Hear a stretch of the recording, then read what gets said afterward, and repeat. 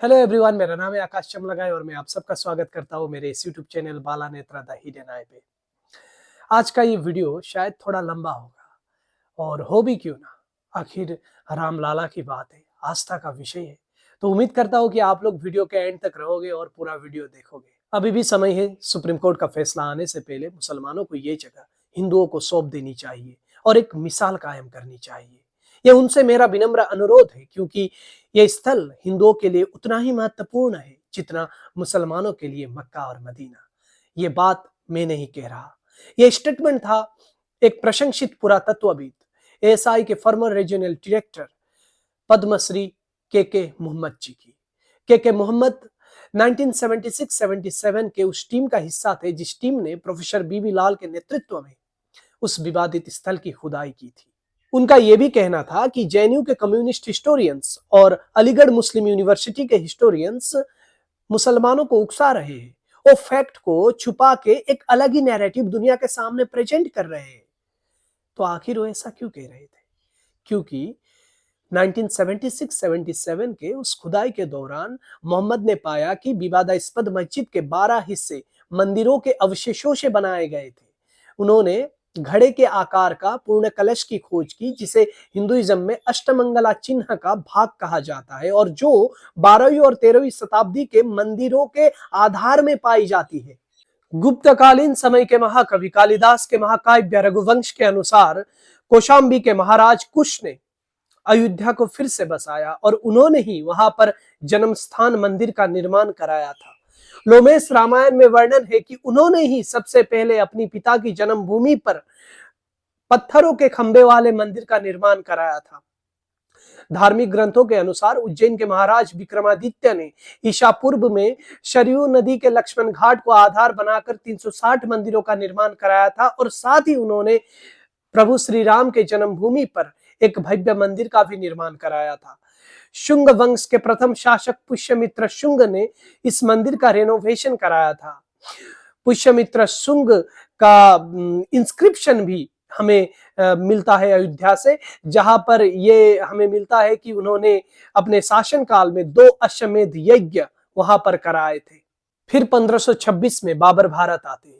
करीबन 2 साल बाद 1528 में बाबर जब अयोध्या पहुंचे तो बताया यह जाता है कि उन्होंने ही अपने कमांडर मीर बाकी के द्वारा राम मंदिर को तोड़कर वहां पर अपने नाम पर मस्जिद बना दी थी। पर यह भी एक डिस्प्यूटेड फैक्ट है। 1608 में English merchant William Finch Bharat आते हैं। 1608 से 1611 के उस सफर में विलियम फिंच अपना एक डायरी मेंटेन करते थे, जिसमें उन्होंने मेंशन किया था कि अयोध्या में पहले एक किला हुआ करता था और हिंदुओं का यह मानना था कि उस किले में प्रभु श्री राम का जन्म हुआ है। साथ में वो अपने ट्रेवल ब्लॉग में हिंदुओं के कल्चर, पूजा आदि के एक्टिव प्रेजेंस के बारे में भी लिखते हैं। स्कॉटिश ओरिएंटलिस्ट और हिस्टोरियन जॉन लिंडन और विलियम ओर्स्किन ने बाबरनामा को इंग्लिश में ट्रांसलेट किया और उस ट्रांसलेशन में वो लिखते हैं कि 1528 के 28 मार्च को बाबर अयोध्या से 32 माइल 32 माइल नॉर्थ में अपने सेना के साथ एक कैंप लगाता है और 2 अप्रैल को बाबर ने वहां अयोध्या में एक रात बिताई थी और वहां पर पहले मंदिर मौजूद था। तो इससे बाबर अयोध्या में था 1528 में, इस बात का तो पता चल जाता है। 1743 में एक European geographer Joseph Tieffenthaler Bharat आते हैं। 1766 से 1771 में वहां तक जब वो अयोध्या में रहे थे तब उन्होंने एक डॉक्यूमेंट लिखा था जिसको रिफर किया जाता है destruction of temple at Ram birth place by Mughal ruler, जिसमें वो लिखते हैं कि यहाँ पर पहले मंदिर हुआ करता था जिसे तोड़कर बाबर ने मस्जिद बना दिया। साथ में वो राजा जयसिंह द्वितीय का भी जिक्र करते हुए लिखते हैं कि राजा जयसिंह द्वितीय ने अपनी चतुरता से यहाँ पर हिंदुओं के लिए एक ऐसा अरेंजमेंट किया था ताकि मस्जिद के बाहर की तरफ एक चबूतरा बना दिया जाए और उस चबूतरे पर हिंदू अपना पूजा पाठ कर सके। इसी को आज की तारीख में राम चबूतरा कहा जाता है। तो इसके साथ वो ये भी लिखते हैं कि अयोध्या में आज भी नवमी के दिन एक भव्य मेला होता है और हिंदू अपना राम चबूतरे पर भारी मात्रा पर हिंदू आते हैं अपना पूजा करने के लिए, श्रद्धालु रामलाला के दर्शन के लिए आते हैं। जुलाई 1723 में मुगल अथॉरिटीज से एक डॉक्यूमेंट निकल के आता है जहां पर यह लिखा गया था कि 28 मार्च 1600 को बाबर ने 6 बीघा जमीन हनुमान टीले के लिए दिया है और ये बात मैं राम जन्मभूमि से अयोध्या से लिख रहा हूं, ऐसा उस राइटर ने लिखा था। तो मुगल अथॉरिटीज से जो डॉक्यूमेंट निकल के आई जहां पर राइटर खुद ये लिख रहा है कि ये बात मैं राम जन्मभूमि से लिख रहा हूं। ब्रिटिश सर्वेयर मंटगोमेरी मार्टिन ने 1838 में एक सर्वे किया। इस सर्वे के रिपोर्ट में उन्होंने साफ तौर पर बताया कि मस्जिद के जो पिलर्स है वो ब्लैक स्टोन पिलर्स है, जिसको वहां के लोकल्स कसौटी पत्थर कहते हैं। इन काले पत्थरों को मंदिर से लिया गया है, यानी कि ये मंदिर के पिलर से। तो इस रिपोर्ट ने उस समय हंगामा लगा दिया और माहौल तभी से गर्म होने लगा था। इस रिपोर्ट के 15 साल बाद यानी 1853 में पहली बार अयोध्या में हिंदू मुस्लिम रायट्स होते हैं और ये दंगे करीबन 2 साल तक चले। उस समय बाबरी मस्जिद के जो खातिब थे मोहम्मद असगर, उन्होंने ब्रिटिश गवर्नमेंट को एक याचिका दी जिसपे उन्होंने रिफर किया था जन्म स्थान मंदिर, इस नाम से उन्होंने रिफर किया था और इसको ओल्डेस्ट इंडिविजुअल प्राइवेट डॉक्यूमेंट भी कहा जाता है। 1857 में जब सिपाही विद्रोह शुरू हुआ तो अवध को विद्रोह का मेन सेंटर कहा जाता था और इसी वजह से ब्रिटिशर्स ने यहाँ पहली बार फेंसिंग लगा दिया और मस्जिद और चबूतरे को डिवाइड कर दिया गया। इसके बाद ये मामला थोड़ा सा शांत हुआ, लेकिन 1885 में यानी 1885 में पहली बार ये मामला अदालत पहुंचता है। निर्मोही अखाड़ा के महंत रघुवर दास जी ने फैजाबाद कोर्ट में याचिका रखी और कहा कि मस्जिद के बाहर चबूतरे पर हमें एक छोटा सा मंदिर बनाने दिया जाए, पर कोर्ट ने इसको खारिज कर दिया। जर्मन आर्कियोलॉजर सर्वेयर एंटनी फरहार ने 1889 में ये क्लेम किया कि यहाँ पर पहले मंदिर हुआ करता था और इसे बाबर के द्वारा तोड़कर यहाँ मस्जिद बनाई गई है, क्योंकि उनका भी यही कहना था कि ये जो मस्जिद के ब्लैक स्टोन पिलर्स है ये मंदिर से निकाल कर लगाए गए हैं। First British commissioner Patrick Carnegie ने साफ शब्दों पर यह लिखा है कि बाबर ने 3 मंदिरों पर कब्जा किया था। पहला था जन्म स्थान मंदिर, दूसरा था स्वर्गद्वार मंदिर और तीसरा था त्रेता ठाकुर मंदिर। पहले वाले पर बाबर ने तोड़कर अपने नाम पर मस्जिद बना दी, दूसरे वाले पर औरंगजेब ने भी वही काम किया, फिर तीसरे वाले पर उनके अगले शासक ने भी वही किया। फिर आता है आजादी का दौर। 1934 में अयोध्या में हिंदू मुसलमानों के बीच फिर से दंगे शुरू हो जाते हैं और इस दंगे में बाबरी मस्जिद का दीवार टूट जाता है। अंग्रेजों ने बाद में इस दीवार को बनवा दिया, लेकिन जब 1947 में जब भारत आजाद हुआ था तब भी कहा यह जाता है कि वहां पर यह विवाद रुकने का नाम नहीं ले रहा था और उस समय पे कहा यह भी जाता है कि बस शुक्रवार के जुम्मे के नमाज के दिन ही कुछ लोग नमाज अदा करने के लिए जाते थे, लेकिन मस्जिद के बाहर राम चबूतरे पर श्रद्धालुओं की बहुत बड़ी भीड़ होती थी। अयोध्या के दूसरे मंदिर पर या फिर मठ पर इतने लोग नहीं होते थे जितने कि वहां मस्जिद के बाहर राम चबूतरे पर लोग होते थे, रामलाला के दर्शन करने के लिए जाते थे। अब आता है 23 दिसंबर 1949। उस रात को मस्जिद के मुख्य गुंबद के नीचे रामलाला की मूर्ति प्रकट होती है और ये वही मूर्ति थी जो इतने दिनों से राम चबूतरे पर थी। फिर सुबह 4 बजे से वहां पर पूजा शुरू होती है, पर पुलिस का ये कहना था कि उस रात को 50-60 लोग मस्जिद के अंदर घुसे थे और उस मूर्ति को वहां पर रखे थे। तो बाद में जब ये बात सामने आई तो फिर मुसलमान लोग भड़क उठे और उन्होंने कहा कि इस मूर्ति को जितनी जल्दी हो सके बाहर निकाला जाए। लेकिन जब तक पुलिस वहां पर पहुंची थी तो श्रद्धालुओं की बहुत बड़ी भीड़ थी। फिर ये बात राजधानी दिल्ली पहुंचती है, क्योंकि वहां पर पुलिस कुछ नहीं कर पाई। तो फिर राजधानी दिल्ली जब ये बात पहुंची तो उस समय के पीएम नेहरू जी ने ये आदेश दिया कि उस मूर्ति को बाहर निकाला जाए और पहले जैसी स्थिति किया जाए। पर उस समय के डीएम के नायर जी ने इस आदेश को मानने से इनकार कर दिया, ये कहकर कि यहाँ पर कम्युनल वायलेंस हो सकता है, क्योंकि लोग बहुत ही ज्यादा है और यहाँ की स्थिति को आप समझ नहीं सकते, तो ऐसे में मैं ये काम नहीं कर सकता। और पूरे उत्तर प्रदेश में कोई ऐसा पुजारी नहीं मिलेगा आपको कि जो इस मूर्ति को बाहर निकालने का कृत्य करेगा, क्योंकि वो इसको अपने आप पर पाप समझेगा। पर नेहरू जी को ये बात अच्छी नहीं लगी। तो उसके 4 दिन बाद 27 दिसंबर को नेहरू जी फिर एक आदेश भेजते हैं राजधानी दिल्ली से के नायर को कि आपको इस आदेश को मानना पड़ेगा। तो इसके रिप्लाई में के नायर जी अपना इस्तीफा देते हैं और इस्तीफा के नीचे वो अपना एडवाइस लिख के नेहरू जी को देते हैं। तो नायर जी अपने एडवाइस में लिखते हैं कि इस मसले को आप कोर्ट के ऊपर छोड़ दीजिए और कोर्ट का फैसला आने तक यहाँ पर एक जालीनामा गेट लगा दिया जाए ताकि श्रद्धालु रामलाला के दर्शन तो कर पाएंगे पर इसके अंदर प्रवेश नहीं कर सकेंगे। साथ में वो ये भी लिखते हैं कि यहाँ पर नियमित रूप से पूजा हो, भोग लगाया जाए और पुजारी की संख्या 3-4 से घटाकर 1 कर दिया जाए और इस ढांचे के आसपास सुरक्षा का एक घेरा लगा दिया जाए। नेहरू जी ने नायर जी का इस्तीफा तो एक्सेप्ट नहीं किया पर उनके एडवाइस पर अमल जरूर किया। जनवरी 1950 में हिंदू महासभा के गोपाल सिंह विशारद और दिगंबर अखाड़े के महंत रामचंद्र दास जी ने कोर्ट में ये अपील की क्योंकि अब मूर्ति मस्जिद के अंदर प्रकट हो चुकी है तो हमें यहाँ पर पूजा करने दी जाए, पर कोर्ट ने इस अपील को खारिज कर दिया और हिंदू मुसलमान दोनों पर बैन लगा दिया एंट्री में। 1959 में निर्मोही अखाड़ा से फिर से अपील होती है कि इस पूरे साइट की हमें कंट्रोल दी जाए क्योंकि इतने सालों से इस साइट की रेखदेख हम लोग कर रहे हैं। और पहली बार उन्होंने इस एरिया को नाम दिया विवादित ढांचा। तो ये जो टर्म है विवादित ढांचा, ये टर्म पहली बार 1959 के उस अपील के बाद आने लगा है। 1961 में मुस्लिम पक्ष से सुन्नी सेंट्रल वक्फ बोर्ड ने कोर्ट से यह अपील की कि इस साइट में हिंदुओं को बैन कर दिया जाए और पूरा जो कंट्रोल है वो मुसलमानों को दे दिया जाए, पर कोर्ट ने इस अपील को भी खारिज कर दिया। फिर आता है 1986 शाहबानो केस। इसमें सुप्रीम कोर्ट के फैसले से मुस्लिम पक्ष बहुत ही नाराज था, तो उन्हें खुश करने के लिए राजीव जी की सरकार ने कोर्ट के फैसले को ही बदल दिया। तो राजीव जी की इस तुष्टीकरण की राजनीति से हिंदू पक्ष नाराज होने लगा। तो फिर हिंदुओं को खुश करने के लिए उन्होंने 1 फरवरी 1986 को मस्जिद के गेट हिंदुओं के लिए खोल दिए। फैजाबाद कोर्ट को 1 घंटे के अंदर यह आदेश दिया जाता है और कहा यह जाता था कि कुछ ही मिनटों में यह काम हुआ था। तो इससे फिर मुस्लिम पक्ष राजीव जी के विरोध प्रदर्शन में बैठ गए।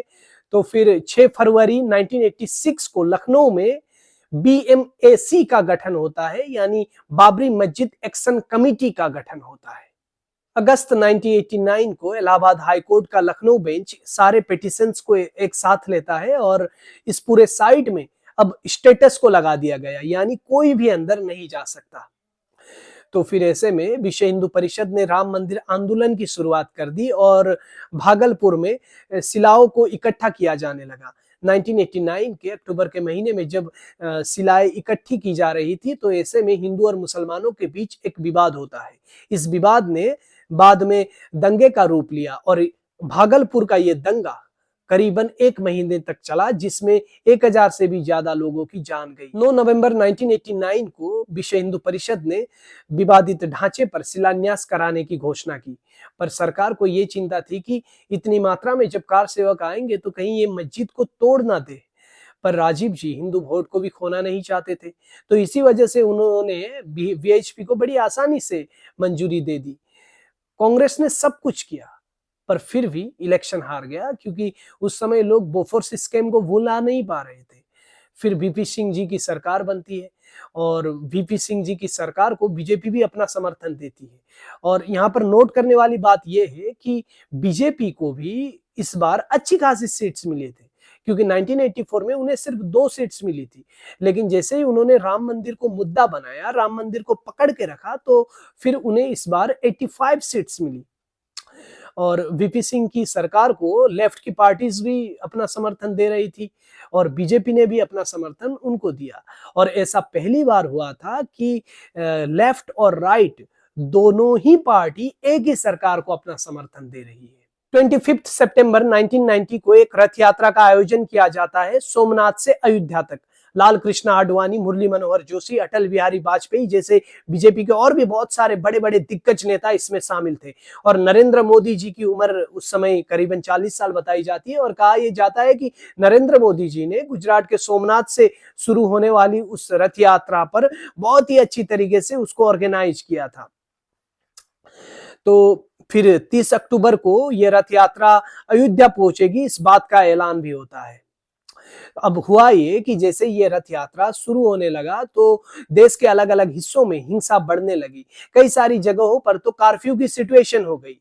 तो 23 अक्टूबर 1990 को जब ये रथ यात्रा बिहार पहुंचती है तो उस समय बिहार के मुख्यमंत्री लालू प्रसाद यादव उस समय के डीआईजी रामेश्वर ओराव को आदेश देते हैं कि आडवाणी जी को अरेस्ट किया जाए। तो बिहार के समष्टीपुर में इस रथ यात्रा को रोक दिया जाता है और लाल कृष्ण आडवाणी और प्रमोद महाजन जी को वहां अरेस्ट किया जाता है। फिर ऐसे में बीजेपी ने वीपी सिंह की सरकार से अपना समर्थन वापस लिया क्योंकि लालू जी की जो पार्टी है वो भी वीपी सिंह की सरकार को समर्थन दे रही थी। लाल कृष्ण आडवाणी और प्रमोद महाजन जी को बिहार के दुमके के सिंचाई विभाग में करीबन 12 दिनों के लिए नजरबंद करके रखा जाता है। पर 30 अक्टूबर को अयोध्या में रथ यात्रा को पहुंचना था, तो इसी वजह से बड़ी संख्या में कार सेवक वहां जा रहे थे।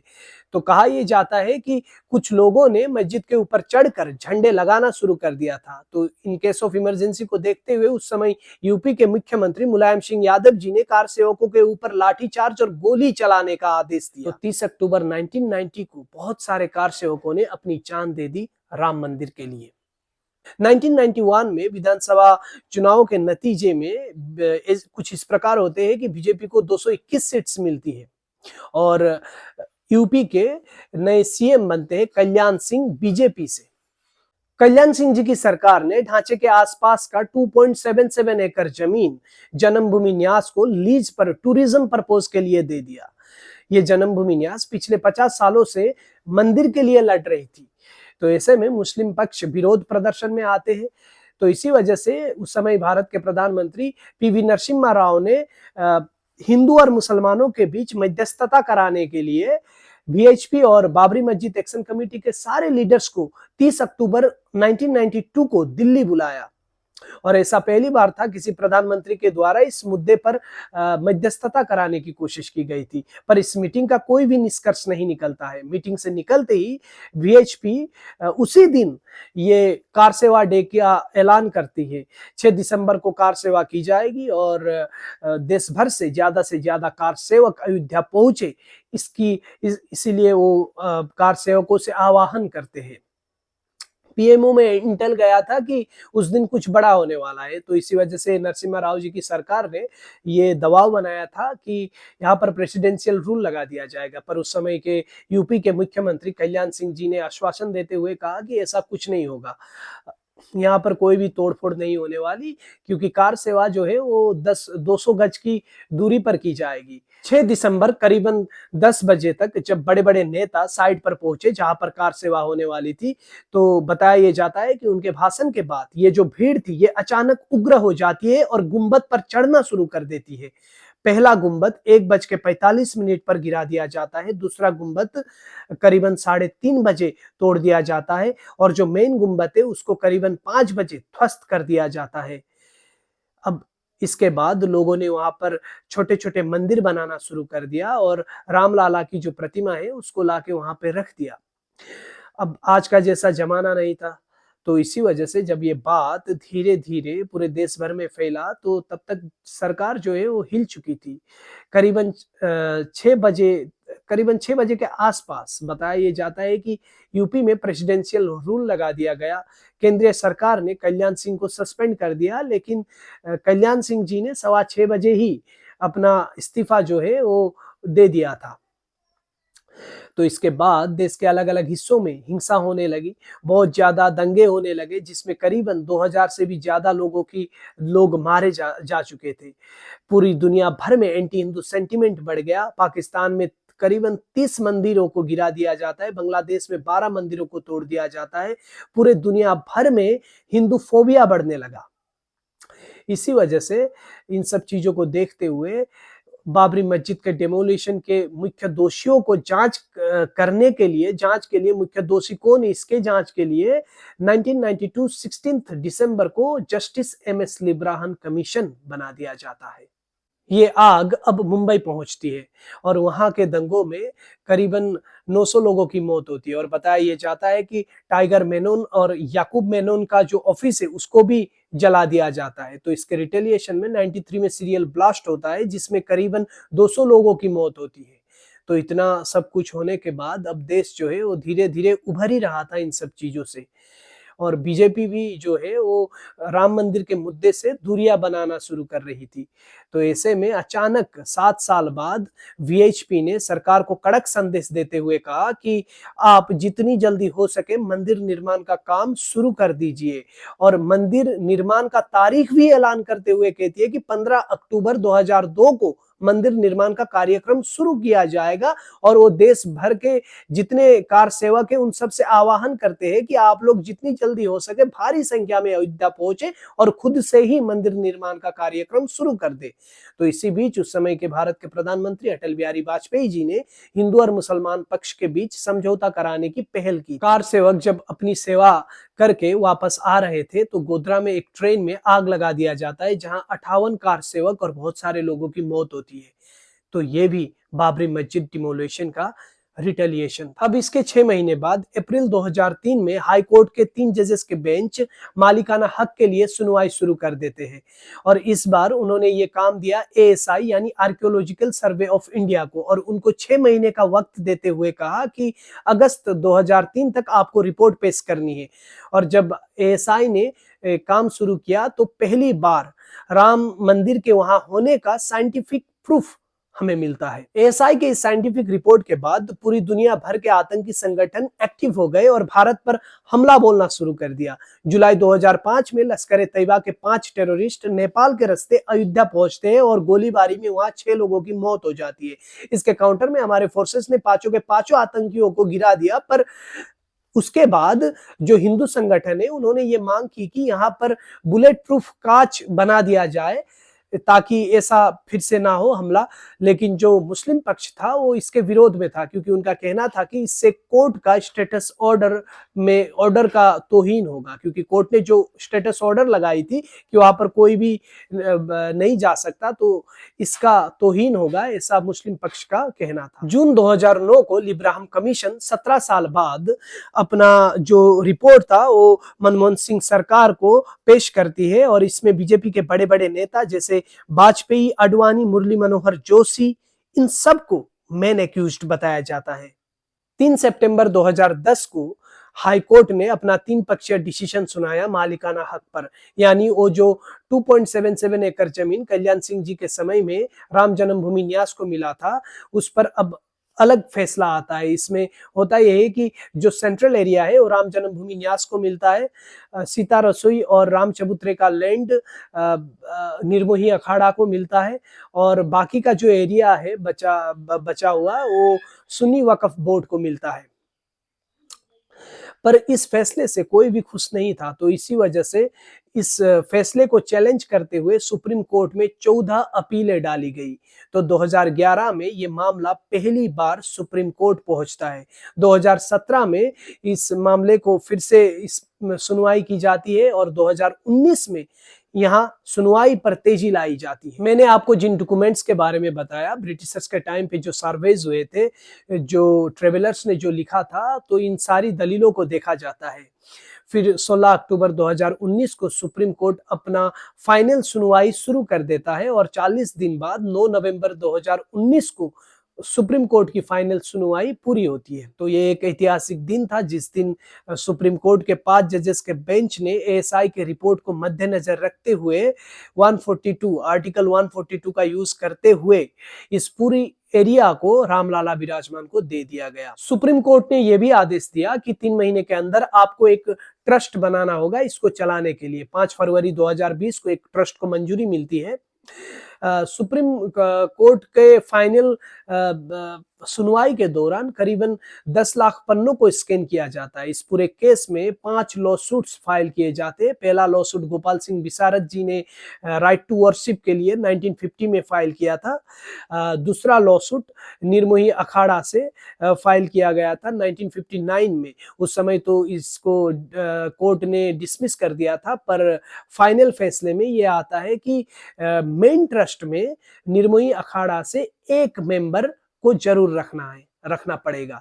तो तीसरा लॉसूट 1961 में सुन्नी वक्फ बोर्ड ने जो फाइल किया था मस्जिद के लिए, तो इसको भी मद्देनजर रखते हुए सुप्रीम कोर्ट ने 5 एकड़ जमीन मस्जिद के लिए सुन्नी वक्फ बोर्ड को दे दिया। और चौथा हिंदू पक्ष की तरफ से था और पांचवा 1989 में रामलाला की तरफ से था, जो केस जस्टिस देविकानंदन अग्रवाल लड़ रहे थे रामलाला के लिए, और ऑनरशिप भी रामलाला को दे दिया जाता है। 25 मार्च 2020 को रामलाला को वहां से निकालकर फाइबर के मंदिर में शिफ्ट किया जाता है। 2020 अगस्त के महीने में पीएम मोदी भूमि पूजन करते हैं। फिर 2024 के 22 जनवरी के दिन प्राण प्रतिष्ठा होती है मंदिर की। अवध विश्वविद्यालय के इतिहास और पुरातत्व विभाग के प्रोफेसर अजय प्रताप सिंह जी ये कहते हैं कि त्रेता युग की रामायण कालीन अयोध्या नगरी सर्वधर्म समभाव का सबसे बड़ा केंद्र है, क्योंकि आदिनाथ ऋषभदेव समेत 5 तीर्थकारों की जन्मथली है अयोध्या। जैन धर्मों के 2 पीठ दिगंबर और श्वेतांबर यही है। सिख समुदाय के पहले गुरु नानक देव, 9वें गुरु तेग बहादुर और 10वें गुरु गोविंद सिंह ने यहाँ गुरुद्वारा ब्रह्मकुंड में ध्यान किया था। चीनी भिक्षु फाइयान के मुताबिक यहाँ राम मंदिर के साथ साथ कई बुद्ध मठ भी हुआ करते थे। 7वीं शताब्दी में चीनी परिव्राजक ह्यूएनसांग यहाँ आते हैं और उनके मुताबिक यहाँ 20 बुद्ध मंदिर थे जिनमें 3000 भिक्षु रहते थे और साथ में एक भव्य राम मंदिर भी था, ये भी वो लिखते हैं। मुसलमानों के पैगंबर और शीर्ष सूफी संतों को मजारे होने का खुर्द मक्का मानते हैं अयोध्या को। तो इसीलिए ये जो अयोध्या नगरी है ये सर्वधर्म समभाव का सबसे बड़ा केंद्र है, ऐसा अजय प्रताप सिंह जी कह रहे हैं। सुप्रीम कोर्ट के इस फैसले को कई सारे दिग्गज नेता और कई सारे क्रिटिक्स आइडियल वर्डिक्ट कहते हैं, क्योंकि ये फैसला देना इतना आसान नहीं था। मैंने उस समय के एक असमीज आर्टिकल में पढ़ा था कि उस समय के चीफ जस्टिस रंजन गोगोई जी ने अपने कई सारे कार्यक्रमों को स्थगित कर दिया था, क्योंकि इस फैसले में देखना था लोगों के बिलीव्स, फैक्ट्स, हिस्टोरिकली क्या सही है और इस डिसीजन का इंपैक्ट क्या होगा, डिसीजन के कंसीक्वेंसेस क्या क्या होने वाले हैं, उसको भी मद्देनजर रखते हुए फैसला देना था। तो ये इतना आसान नहीं था। तो कंक्लूजन ये है कि देखिए, राम मंदिर हिंदू और मुसलमानों के बीच विवाद का कारण नहीं होना चाहिए, क्योंकि मर्यादा पुरुषोत्तम राम केवल भगवान नहीं है, वो एक सोच है, आइडिया है। इसी वजह से भारत के ओरिजिनल कॉन्स्टिट्यूशन में भी प्रभु श्री राम, लक्ष्मण और सीता मां का चित्र रखा गया है। शायद इसीलिए आसाम के गोरिया मोरिया संगठन के एक सक्रिय सदस्य रेकिबुर रहमान जी उस समय सोशल मीडिया में ये लिख रहे थे कि आखिर राम मंदिर क्यों बनना चाहिए, और उस समय पर तो सुप्रीम कोर्ट का वर्डिक्ट भी नहीं आया था। और उनके उस पोस्ट के नीचे मैंने देखा था कि कई सारे मुसलमान भाई ये बोल रहे हैं कि राम मंदिर वहां होना चाहिए। ये बात जब उन्होंने लिखा तो ये एक्चुअली क्या इंडिकेट कर रहा है? ये बात इंडिकेट करता है हमारे देश की एकता को, हमारे ओरिजिनल कॉन्स्टिट्यूशन की जो धारणा है, जो आइडिया है, जिसके आधार पर कॉन्स्टिट्यूशन बनाया गया है, सर्वधर्म समभाव, इस आइडिया को प्रेजेंट करता है। जेएसपीए यानी जनगोष्ठीय समन्वय परिषद असम के बैनर तले संगठनों ने कहा कि यह निर्णय देश की एकता के साथ स्वदेशी मुसलमानों की एकजुटता और अयोध्या में निर्मित मंदिरों को देखने के लिए हिंदुओं की पोषित आकांक्षा की अभिव्यक्ति थी। जेएसपीए के अध्यक्ष सैयद ममीनुल अवाल जी ने कहा था कि हमें खुशी है सुप्रीम कोर्ट के इस ऐतिहासिक फैसले के माध्यम से विवादित विवाद का हल किया गया है। हम 5 लाख रुपए का दान करेंगे क्योंकि हम इस ऐतिहासिक फैसले का भी हिस्सा बनना चाहते हैं जो देश में एकता और सद्भाव की भावनाओं को और मजबूत करे। तो उम्मीद करता हूं आप लोगों को आज की मेरी ये वीडियो अच्छी लगी हो। तो अगर वीडियो अच्छी लगे तो प्लीज लाइक कीजिए, वीडियो को शेयर कीजिए और चैनल को सब्सक्राइब कीजिए। Thank you so much.